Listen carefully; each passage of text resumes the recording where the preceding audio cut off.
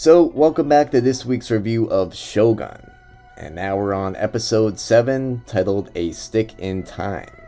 And there's only 3 episodes left. And this week we also got a new character, and that's Toranaga's half-brother. And I'll say he definitely brings some new drama with him. Also, I thought the actor just did a great job in portraying him. And just the performance overall in the show, I thought everyone's doing a good job. And at the end of this episode, we got another surprise ending. And I will say, this show is good with some of its endings. Some of them really got me. And this review will contain spoilers for episode 7, and probably all the videos going forward will just have full spoilers in them. So with only 3 episodes left, there's no doubt going to be much more ahead in terms of loss and defeat. But there's also a potential road to victory and maybe even a happy ending, we'll see. So now that Toranaga has declared that he will move forward with Crimson Sky, he's steadily growing his army, and this is in order to combat the resistance that he knows is going to be waiting for him at Osaka. And this is courtesy of Lord Ishido's own forces. And just in the wake of episode 5's just devastating earthquake that we saw, Toranaga now has fewer men to help fight his war. So in this episode, he decides to seek some help, which could in turn bring about his Crimson Sky strategy. And that help is from his half-brother, Saiki Nobutatsu.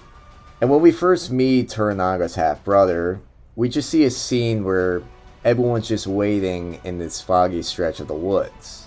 And there's no real indication of exactly how this meeting is gonna go and with who. And after 7 episodes, I'm starting to realize that we've only had rainy weather in the show. And that's a lot of rain. We haven't really seen sun yet. And this is probably because they're just going for a darker mood. But maybe too, they also like Akira Kurosawa films, because he also loved rain. And this episode and this scene sort of reminded me of Throne of Blood. And they both used fog and mist to just give this foreboding atmosphere. It's as if danger is coming, and there's nothing that could stop it. And just like last week, this week we also get another flashback. And this time it's of Toranaga. And we find out that as a child, Toranaga was put into power. And this is really before he could be prepared for any of the responsibilities that came with that. But he was also known by the title of Boy Warlord. And that meant shouldering the responsibility of assisting with his enemy Mitsuguchi's seppuku. And this happened after claiming a pretty big win during his first ever battle. And in the 46 years after, Toranaga's success became the stuff of legend. And we've been told that Toranaga is the smartest person in all of Japan. But as soon as his half-brother Nobutatsu arrives, we find out that Toranaga might not be as impenetrable as we once thought. And just the realities of Toranaga's past are much less heroic. Of course, that's all just according to Nobutatsu. And just Nobutatsu's presence in Izo is really designed to just shake up the series. But it also humanizes Toranaga in many respects. Now, instead of being the legend that we know him as, he seems more like an actual man. And I really enjoy the dinner scene that we see of everyone just sitting around and talking. And I liked how Toranaga's son was just asking his uncle about what his father was really like growing up. And amidst all the chaos that's going on, it's nice to have a scene like this. And I gotta say, this actually felt like a real scene. And I forgot for a moment that I was watching something. And I'm starting to see just how well made of a show this really is. But this scene really created something interesting with Toranaga's brother. Initially, he more so presented himself as a willing ally to his brother. But in this scene alone, his motivations are suddenly revealed. And he's actually in opposition to Toranaga. And we realize this when Nobutatsu starts telling embarrassing stories about the time when Toranaga was taken as a hostage.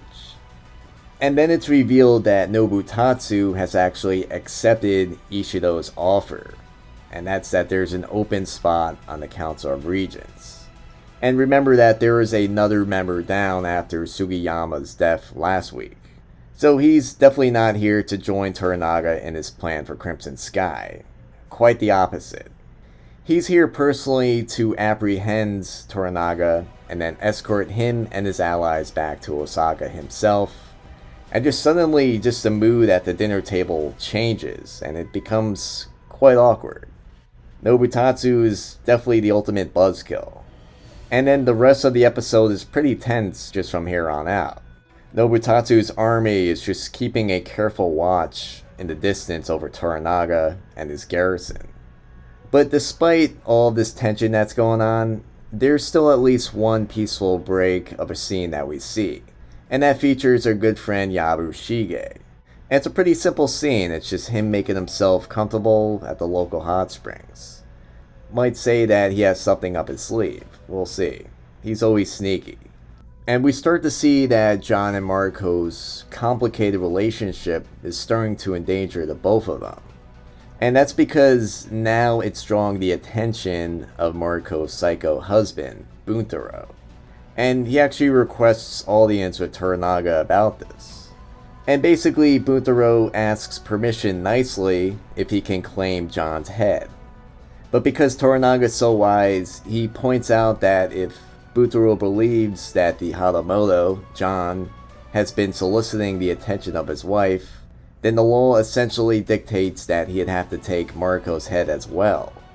And after this, he seems to have lost interest. As we found out last episode, Buntaro actually cares a lot about Mariko, and he actually loves her. Though you would probably not expect that, the fact that he was shooting arrows right by her face. But as we found out in previous episodes, Mariko would love to meet death, especially if it just meant joining her family. And this is because she believes she's been denied that honor, and this is because Buntaro basically owns her. And last week, Toranaga told Mariko that her father wanted her to live on, and this was to carry out his revenge.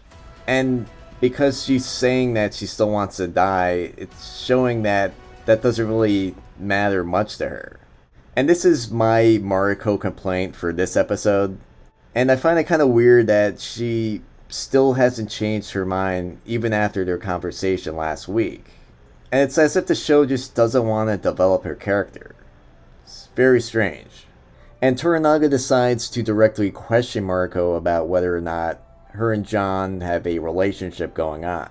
And what's interesting is he actually refers to John as a barbarian. And this may tell us that their alliance may be on shakier grounds than we thought.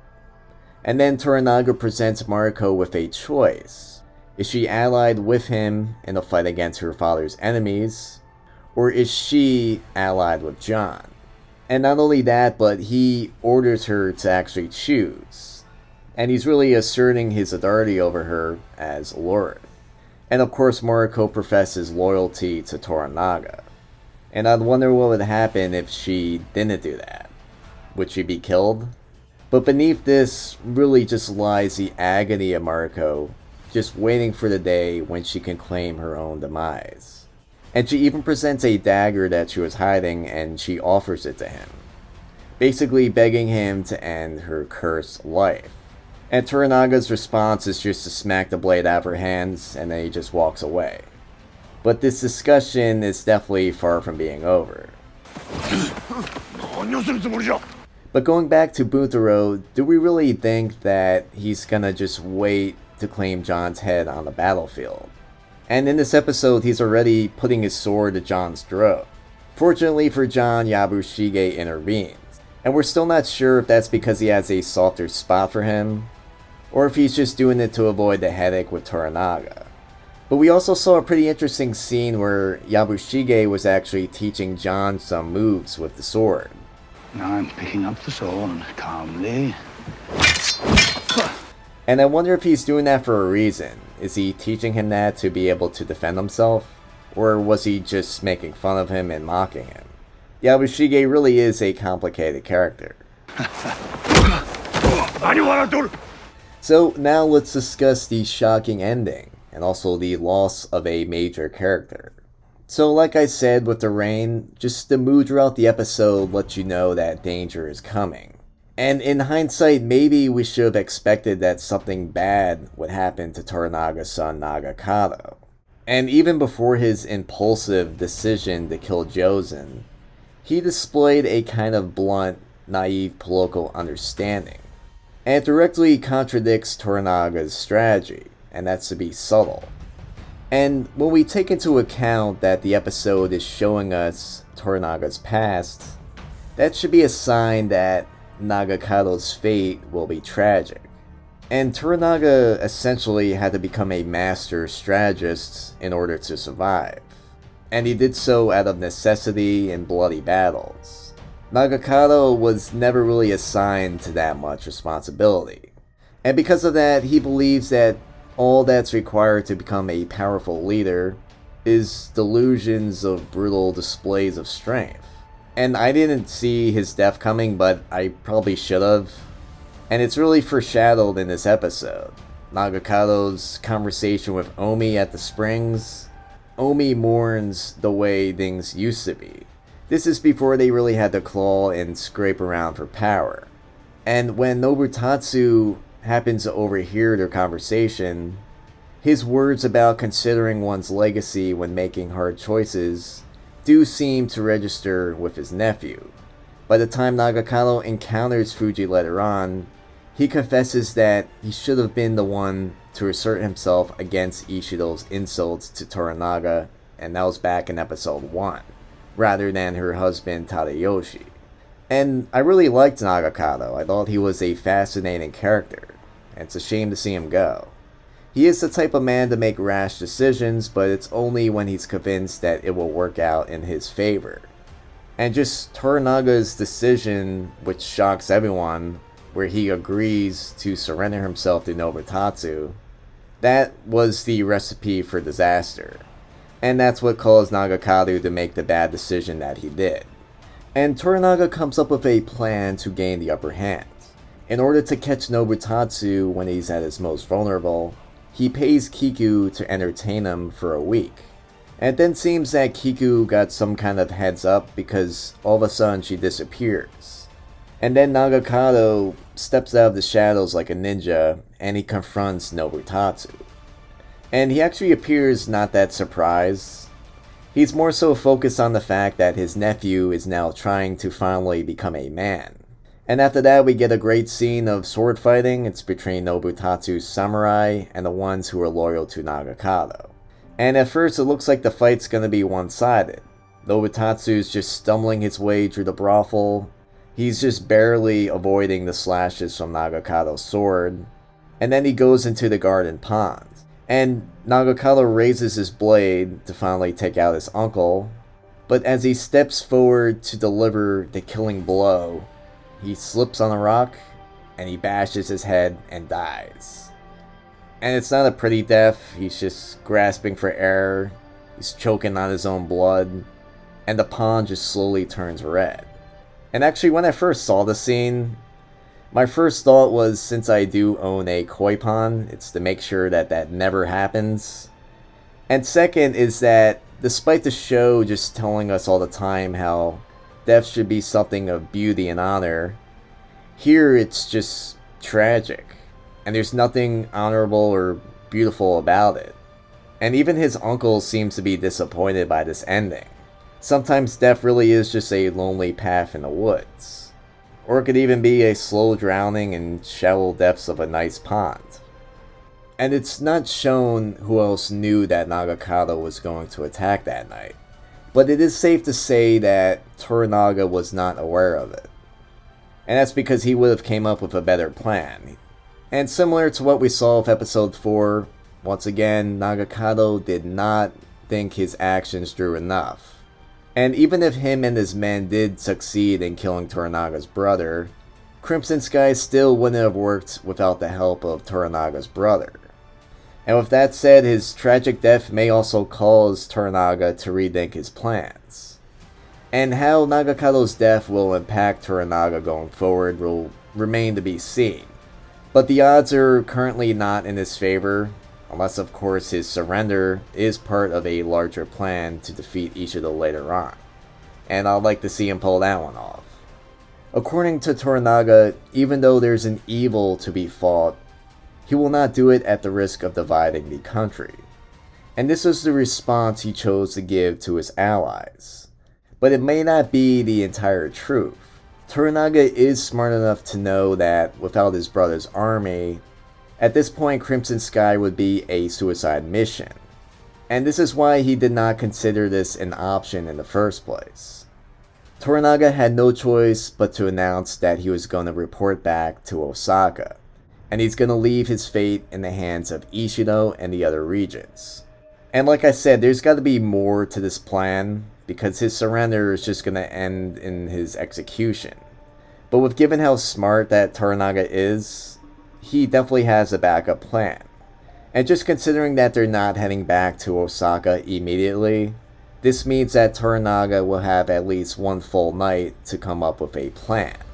And this is to counter Ishido's move and avoid his execution. And because he's based on Tokugawa Ieyasu, Toranaga still has plenty of more battles to fight. So this was definitely a bleak ending, but it makes me excited to see what happens next. And I did enjoy this episode. I feel like a lot is going on. Anyway, if you like my channel, you can support me by Patreon. You could subscribe, leave a thumbs up, and like always, thanks for watching.